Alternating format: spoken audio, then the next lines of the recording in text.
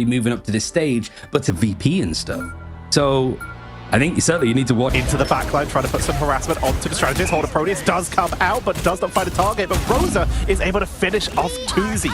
This is going to be FaZe, slow but steady. They are taking control, but Chops, they're trying to commit to a counterfight. They take out Leomaz with the help of that Soul Resurgence from Crazy Kitty. Yeah, Crazy Kitty's been so good with just ultimates, whether it's the Ultron or now the Mantis, just to make sure that they gain some tempo back into their favor despite being a player down. They're even going to use the Feast of the Abyss themselves. And Vertigo isn't that far away from having a Karmic Revival. You've got the Loki kit that can even copy it across if they want to as well, and I think that's what they've picked up. It might actually be a Soul Resurgence, I think the Mash has grabbed. They're trying to push in, at least they're trying to force this fight to keep control. Leo in the sky is just going to melt through the Emma, prevent any of that extra crowd control. Tuzi and Leo both going to be dueling through this limit. Tuzi comes out on top. Rosa will get revenge though, getting the counter pickup, and Vertigo is completely flipping this back. The 2 best-of-5 series that we saw previous to this one. But already Laylas has built up a fist of Khonshu ready to slam down, 70% on the way. And there's a lot to bank up for FaZe, but it feels that Chop now are just able to contest the point, not really fight too much. Despite the fact that they have some ultimates to work with, they don't need to play as neutrally. And it's mostly just to focus down that with the Galactic Legend. Laylas building up the ultimate, doesn't get a chance to use it. Tuzi keeping control of the battlefield here. Horde of Proteus gonna be coming out, does get a 4-man stun, but there's no follow-up from Leo, only just returning from spawn. But they did not have the DPS to actually land any finishing blows. VRP getting locked in, held with Silent Seduction, but Symbiotic Resilience keeps them topped up. Soul Resurgence from Mash will expire as Leo does come in. Hand of Khonshu takes out one. Smash Nest getting onto Beetle, but guess what? Who's back? Everyone's back. Crazy Kitty's gone. Crazy Kitty's back. The Karmic Revival from Vertigo is keeping Chopped in. Enforcement's never left. Chopped keep control, they keep it fighting, they're almost built up to another Karmic Revival. They have a God of Mischief, so they already have one technically. Leo falls, there's no portal for them, they have to run back in, or I guess glide back in via Moonlight. No, they're going to swap over to Phoenix, just try and get back quicker, just so they have any chance to contest this. Beetle has the Silent Seduction, Mash going in for the copy, Smash Nest with the double though, maybe enough to try and turn this round. The fate of both worlds copied by Mash to keep their team topped up, at least the people who are left of it. Vertigo revives themselves because they're on 99%, meaning Karmic Revival is here, but FaZe aren't finding the pickups either way. I have Agamotto from behind onto Oasis, and Winnie, the backline is decimated. That was a hell of a dive from the Strange. He gets both of the strategists in that backline, and now it's a mad scramble for FaZe. They've got Rosa moving over towards the Strange, but the portal's been used now. And for Tuzi, he's sort of sitting back, just chipping away at the backline. There's now a step back because I think we're going to be here quite some time. FaZe were not happy to just kind of keep the ultimates and play for a good second point.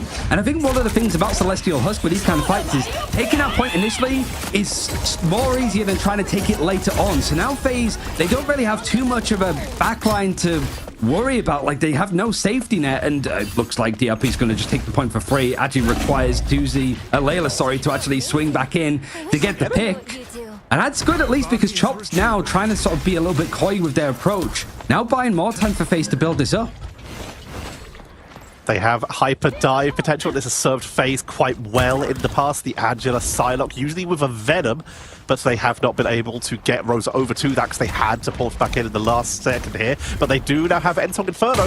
No real follow-up to it outside of just overall damage. Binary doing a great charge, trying to prevent Venom from getting any mobility with the knockouts, but Rosa and Smashness both fall down here. Sonic Seduction for the set. First is still good enough to take down 2 players. The problem is the Karmic Revival has just brought them straight back.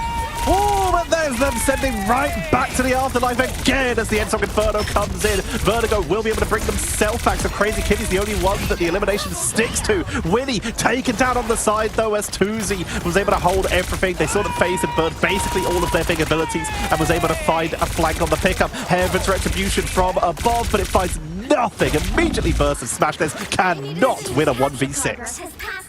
It's just too much. You also have to say that Tuzi's doing a great job considering there's no Ultron, there's no Luna, there's no Invisible Woman to give him shields or any just sort of like, you can go on your own, we could just put an idle aura on you to keep you alive. It means that Crazy Kitty sort of has to do a lot of the healing over time stuff instead of damage boosting. But Tuzi's been so good to just be in and out of these fights that he's not taking too much damage and he's not taking too many resources away from Crazy Kitty other than a damage boost when the likes of Galactic Legend comes around. Speaking of which, Soul Resurgence is good to go. It might be a great chance as Beetle does have that Strangler Prison as we see the group versus group for two of the best players on them. Counter wall coming out. Rosa using it to protect their own team here.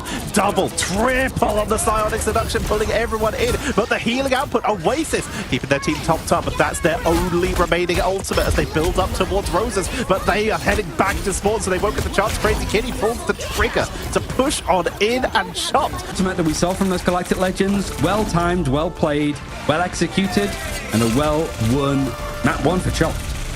Yeah, you can see Leo actually took some pretty solid duels versus them, but it just came down to the fights on the ground, really. The fact that Tuzi was only really being targeted by, for example, the Leo or the Smashlers for a short time they were Star-Lord. It was the ground fight that's...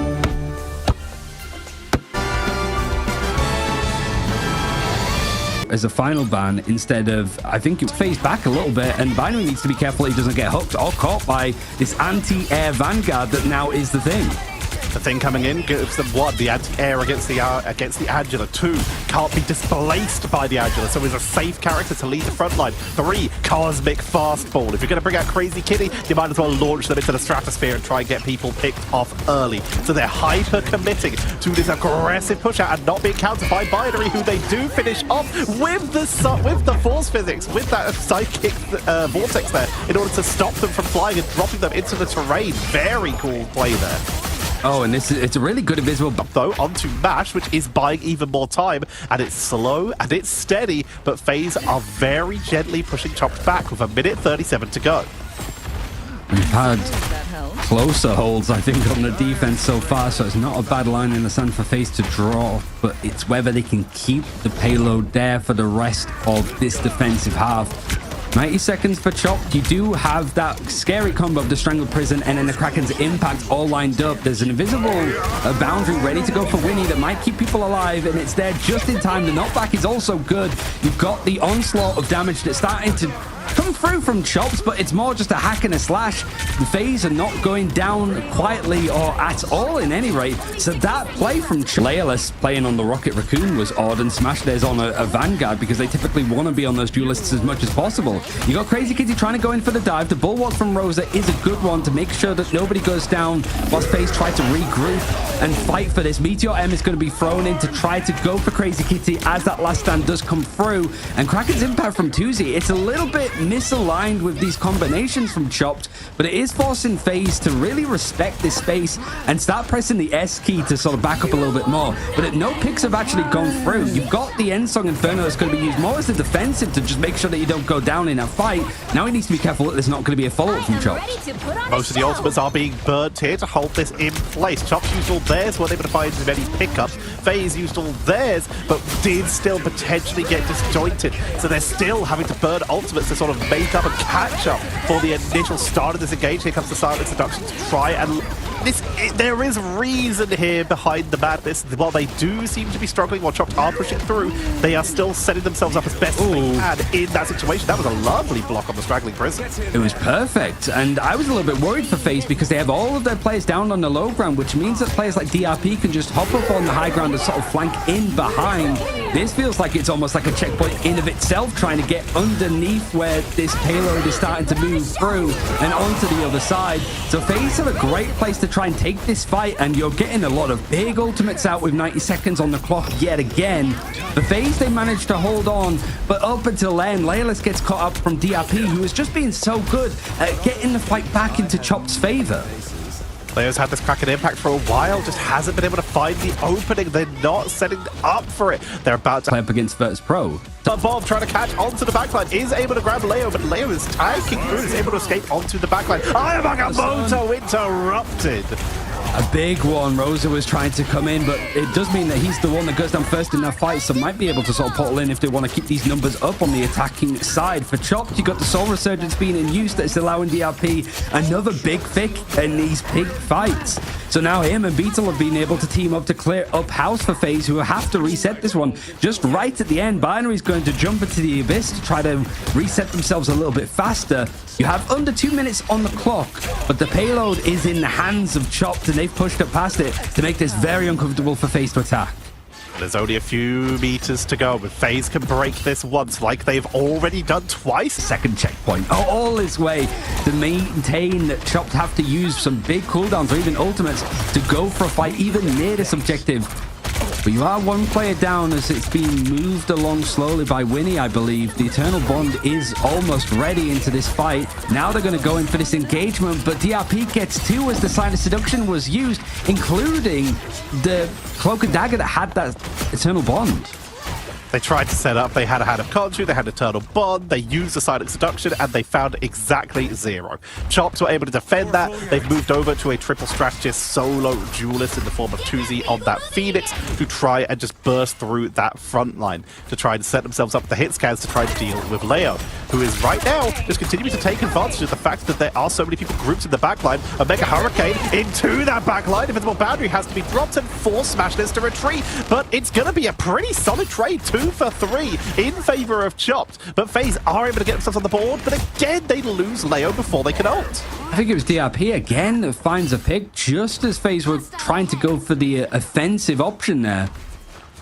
And now they're able to at least keep that payload under this bridge, but you can see just how far Beetle's pushed up. He has got that Strangling Prison to sit back on.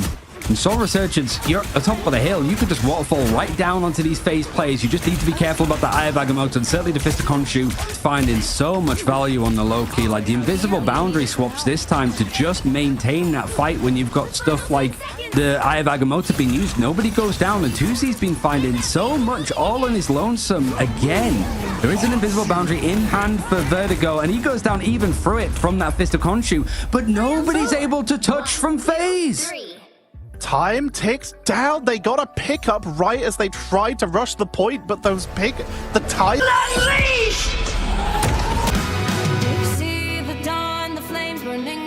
Oh, Camera Revival. That's not going to be in play this time. Good amount of pressure himself trying to play in from this flank, but he was taking a bit of return fire from Laylas.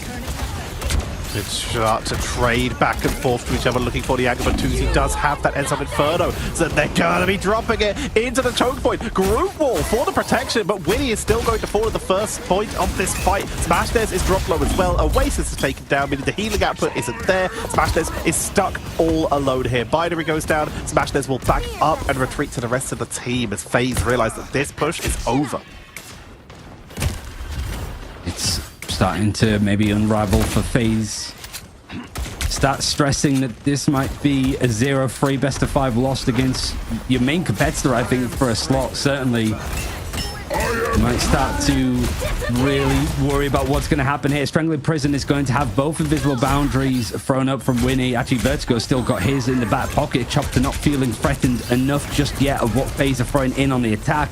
But an Eye of Agamotto is looming for Rosa. He went for the pole play. Currently healing them up slowly, but Binary from above with a Silent Seduction. Crack and impact from Smashness comes on in, was looking for anyone on the flank, won't get a reset, but is now positioned beautifully to punish everyone who steps out of that door. This is FaZe taking the momentum and running with it. Yeah, Chopped having to reset again. They're going to have maybe, certainly one, but maybe 2 fights left on this one.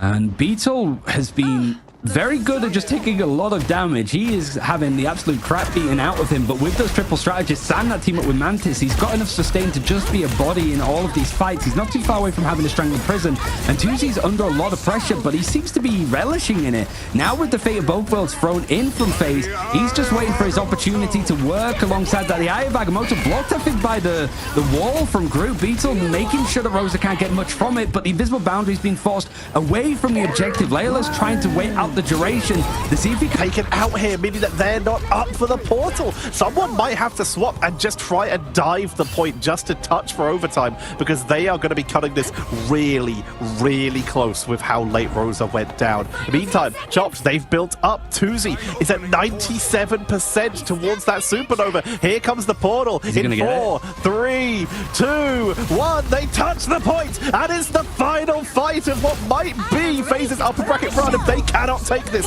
Oasis with the fatal as well. Tuzi taken down. Leo able to pop up and find the backline members. They have that Endsong Inferno for the quick turnaround. The second that invisible boundary gets taken down, they can drop it to burn on through here. Crazy Kitty is trying to keep the team topped up with the soul rejuvenation. DRP though getting melted down here. Endsong into the backline, and the backline is melted off the point. The point is taken, the doors are open, and the castle is sieged. That was major from Leolus. Not only just getting the fight to get the pick onto Beetle whilst all three strategists are trying to heal him up again, but catching onto Tuzi whilst he's hovering in the air, waiting for the perfect chance to use that supernova. He's just hovering, waiting for all of these big cooldowns to go from the attackers before he really lets hell rain down from above. We've even got a Wolverine that might be able to rugby tackle somebody that tries to touch, but it is going to go into overtime thanks to the help of, I think, Oasis that's going to use the Fade both worlds. But just as Binary goes down, he had the Silent Seduction. The timings have been exceptional for Chop to just make sure that every time that FaZe go for a fight, they're a player down because of some of that. It's a great catch again for the interrupt on Rosa, but Winnie's managed to find a pick onto Tuzi, and so is Smashness. Smashness pops it off. Leo is able to stay up. They got kidnapped by the Wolverine, but Endsong Inferno takes them into the sky. The Phoenix Force, life energy in the Marvel Universe, keeps them going and keeps the life of FaZe going. They're reaching that final point. It's quick rollouts time. DRP literally on Penny to get a fast rollout here to the point, then onto Cap to try and touch in time. There's the torch having to delay. Here comes Cap. The quick dives. Binary's moved over to the Angela for a little bit of knockoff onto the point as the fate of both ones coming out from Mash to keep Chopped going, but Beetle has fallen, but Vertigo with Invisible Boundary can match. Then they have Rocket for revive if anyone gets picked off, and Mantis for damage boost. FaZe have got to be getting their targeting correct. If they can take these people down one at a time as they step in, they have hope. Otherwise, they could just get completely run over. Well, Tuzi is waiting so long to actually go in for this flank. He's waiting to get the clones out of him from the Loki in the regeneration domain. And then that's when he starts to swing in with Crazy Kitty that can add the magic to the roster of characters that he's picked up, his little Infinity Gauntlet. And that's a very swift take. I don't know if there's going to be a chance for FaZe to contest this. Rosa swapped over, but I don't really think that there's going to be that much of a clean chance to fight. They're looking at it. They will portal. They're going to try it. Burn through time. This is always the strategy, it seems, for FaZe. Time is the best resource. They're going to use as much of it as they can. Smashness dropped low, though. Crazy Kitty. That's a big old group of people who've just stepped through a portal. Smashness goes down. Winnie falls. Tuzi's picking up all the final hits. But this is going to be an absolute massacre on point number 1. Chop take it with 5 minutes to go. I mean, that's always the risk as well. Not only do you not really have a portal play if this gets close to the second checkpoint quite quickly for Chopped, but you've allowed the attackers to farm up some pretty good ultimates to just maintain tempo, like the Yarn Amplifier for Rocket. Even using the Monstro to just slam down on everybody in a sense, like Chopped are pretty much sent all the way back to spawn and they can't get out. They're being sent on back, but FaZe did lose one here. They still have kept this cart from moving. Beetle is flanking as best they can, trying to get some damage onto this Hulk, now pushing forward as the front line to keep FaZe zoned back as best as they can. Invisible Boundary comes on out. Smashness at currently half HP, but will be healed up nice and quickly once they're able to get back to their team, as they were once again on the flank. Crazy Kitties just a bit away from Endsong Inferno, which they now have with Straggling Prison to try and shut down FaZe, but they tank through it again. Fate of both worlds, but that's all the defensive abilities once again used by FaZe. Counter Endsong Inferno. Oh no, Leo, no! He boxed himself in. Pretty much hotboxed himself in as well, just with that, the weight of it. So Leolus not really able to get much off of the end song. And Chop seeing if they can sort of scramble. Kitty being sent over to the Mantis. Similar strategy, but switching out which duelist is which. Meantime, Binary on this flank, on the Hulk, is causing difficulties. Getting chased down, though, extremely isolated from their team. But this is more time off the clock. We're down to 1:20 now. Yeah, this is more of a scramble, really, which you want to get 90 seconds extra, right, for getting to the second checkpoint. We know how really close time-wise that can make things, and Chopped are not going to have as many mistakes left to make on this map.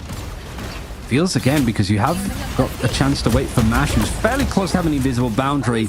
You want to be kind of cleanly resetting here, but you're still trying to go for this scrap. This neutral fight seems to really suit FaZe, and when you have got that Hulk name or combination, your dives have to be crisp to get out those major cooldowns and find those moments where you can just cut through. But that's a great pick from Tuzi to go in onto this fight. You've got 3 ultimates to work with in 40 seconds. You still have a lot of space to take to go up ramp here with the payload.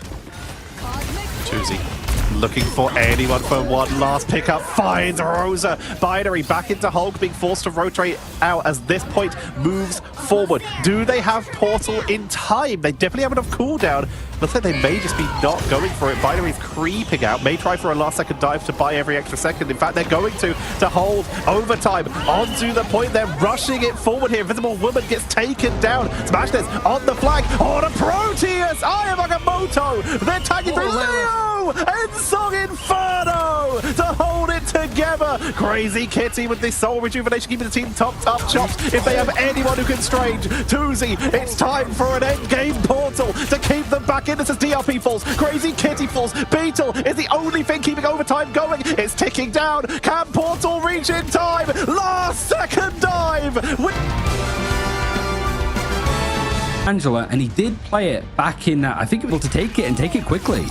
The Binary goes down. There goes Tuzi punished as well. Winnie sniped on the backline, but Vertigo was finished off in kind. And it's not clean, but it is FaZe taking control of the first point. And they see this seems to just be such a momentum-based team because they were doing so well. Oh, yeah. They started struggling, and they seem to lose it. Then they start doing well again, and they're in full control of this early point. It's something that we don't really get to talk about too much with like the analytical focus on the meta is just mentality. These are players that have got some experience with playoffs, but certainly not looking at the international events as real contenders. For Chop, there's also a lot of expectation to be the favorites here. And now FaZe, with those early build-ups for the ultimates, able to force them out quite quickly. And Chopped not looking to try to keep engaging on this. They've basically gone in for the fight, lost people, tried to reset, gone in for the up by taking out DRP on that Venom. Now pushing it from above. Tuzi's looking for a little bit of revenge to see if they can get Binary Eye Agamotto from Rosa. Yes, once again, they get a stun, but they can't finish it. Rosa is landing these so often, but the triple strategist from Chop is just proving so atrocious for FaZe to burst on through. And so Inferno on the massive group, and again, where's the follow-up? It just feels that you've got the double duelist that FaZe are running too, and there's just not enough to break these breakpoints, not enough slam damage to take somebody from 100 to 0 with everything going on. But the fate of both worlds alongside this Galactic Legend means that FaZe are starting to panic a little bit more as the progression is starting to get quite even. 78% versus 88% now, and they lose Rosa. He should have the portal to go in and contest this if it does reach 99%, but the rest of FaZe are in a bit of a mad scramble to try and fight this, and no ultimates to rely on to keep themselves alive.